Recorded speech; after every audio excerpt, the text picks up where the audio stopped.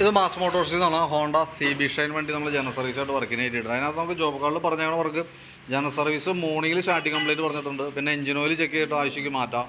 Break back brake check ചെയ്യണം, front brake check ചെയ്യാനുണ്ട്. അതേപോലെ തന്നെ പെട്രോൾ മീറ്റർ കറക്റ്റായിട്ട് വർക്ക് ആവുള്ളതെന്ന് പറഞ്ഞത്. പിന്നെ ഹെഡ് സൈഡ് ലീക്ക് അങ്ങനെ 1-2 വർക്കുകളാണ് മെയിനായിട്ട് പറഞ്ഞാണ്. അപ്പോൾ ഞാൻ അതിൻ്റെ ബാക്ക് ബ്രേക്കിൻ്റെ ഭാഗം തുടങ്ങി ചെക്ക് ചെയ്യാൻ വേണ്ടിയിട്ട് അയച്ചാണ്. ബ്രേക്ക് ലൈനർ നമുക്ക് ഇതുമ്പോൾ കിടക്കുന്നത് വലിയ പഴക്കമായിട്ടില്ല.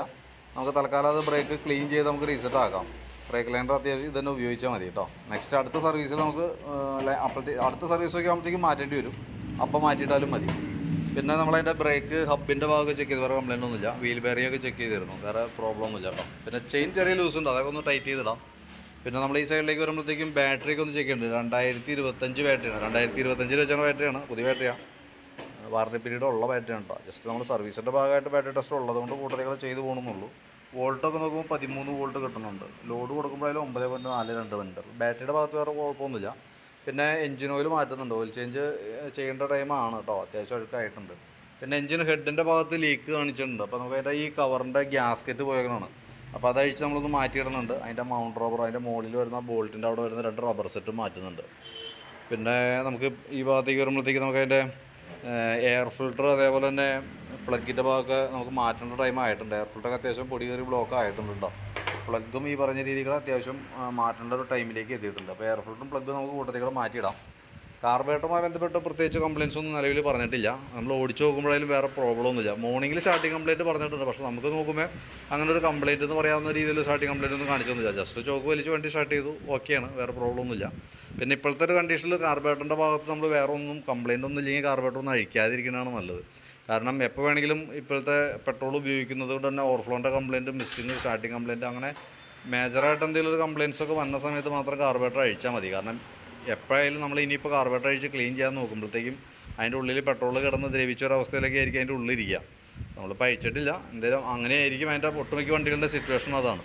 അപ്പോൾ ചില കേസിലൊക്കെ നമ്മൾ ക്ലീൻ ചെയ്ത് കയറ്റുമ്പോൾ ഓവർഫ്ലോ വരാനുള്ള സാധ്യതയൊക്കെ ഉണ്ട്. ഓവർഫ്ലോ വന്നിട്ടുണ്ട്. പിന്നെ നമ്മൾ കാർബറേറ്റർ മാറ്റേണ്ടി വരാറുണ്ട്. ഇതിൻ്റെയൊക്കെയെന്ന് പറഞ്ഞാൽ ഏകദേശം ഒരു 5000 രൂപയൊക്കെ നമുക്ക് ചിലവുള്ളതാണ് ഈ കാർബറേറ്റർ അസംബ്ലി. അപ്പോൾ പരമാവധി നമ്മളങ്ങനെ ഉപയോഗിക്കുക. മേജറായിട്ട് എന്തെങ്കിലും ഒരു കംപ്ലയിൻറ്റ് കാണിച്ചിട്ട് നമ്മളത് അഴിച്ചാൽ മതി എന്നാണ് എൻ്റെ ഒരു ഒപ്പീനിയൻ കേട്ടോ. നിലവിലിപ്പോൾ നമ്മുടെ മോർണിംഗ് സ്റ്റാർട്ടിംഗ് കംപ്ലയിൻറ്റ് പറഞ്ഞിട്ടുണ്ട്. പക്ഷേ അത് ഇപ്പോഴത്തെ ഒരു സിറ്റുവേഷനിൽ വെച്ച് നോക്കുമ്പോൾ അതൊരു കംപ്ലയിൻറ്റ് എന്ന് പറയാൻ പറ്റില്ല. നമുക്ക് ചോക്ക് അപ്ലൈ ചെയ്യുക, ഓൾറെഡി വണ്ടി സ്റ്റാർട്ട് ചെയ്യുക, ഓക്കെയാണ്, വേറെ പ്രോബ്ലം കാണിക്കുന്നില്ല. പിന്നെ പെട്രോൾ മീറ്റർ വർക്ക് ചെയ്യില്ലെന്ന് പറയുന്നുണ്ട്. ഞാനപ്പോൾ അത് ചെക്ക് ചെയ്യാനായിട്ട് ടാങ്കൊക്കെ കഴിച്ച് അതിൻ്റെ ഫ്ലോട്ട് യൂണിറ്റൊക്കെ കഴിച്ച് നോക്കിയായിരുന്നു. പ്രത്യക്ഷത്തിൽ നമുക്കൊരു കംപ്ലയിൻ്റ് എന്ന് പറയാവുന്ന ഒരു ഇതൊന്നും കാണില്ല. കാരണം വർക്കിംഗ് ഒക്കെ ചെക്ക് ചെയ്യുമ്പോൾ കറക്റ്റ് മീറ്ററിൽ റീഡിങ് കറക്റ്റാണ് കാണിക്കണേ. ചെറിയൊരു വേരിയേഷനാണ് കാണിക്കുന്നുള്ളൂ. അത് നമുക്ക് ഇതുമായി അഡ്ജസ്റ്റ് ചെയ്ത് ഇടാവുന്നതുള്ളൂ കേട്ടോ. അതങ്ങനെ അത് തന്നെയല്ലേ നിങ്ങൾ ഉദ്ദേശിച്ച കംപ്ലയിൻ്റ് എന്നുള്ളത് കൃത്യമായിട്ട് വീഡിയോ കണ്ടുമ്പോൾ ഒന്ന് പറയണം കേട്ടോ. അതായത് പെട്രോൾ നമ്മൾ അടിക്കുമ്പോൾ നമ്മളിപ്പോൾ അതിനകത്ത് നോക്കുമ്പോൾ പെട്രോളിൻ്റെ അളവിൻ്റെ അനുസരിച്ച് ഈ ഫ്ലോട്ട് ഇങ്ങനെ പൊന്തും. ആ പൊന്തണതിൻ്റെ അനുസരിച്ചിട്ടാണ് മീറ്ററിനകത്ത് അതിൻ്റെ റീഡിങ് കാണിക്കുക. അപ്പോൾ അത് നമ്മൾ ചെക്ക് ചെയ്യുന്ന സമയത്ത് വർക്കിംഗ് ഒക്കെ ഓക്കെ ആയിട്ട് തന്നെ കാണിക്കണം. ജസ്റ്റ് ഞാനൊന്ന് അതിൻ്റെ ഡെമോ കാണിച്ചു തരാം.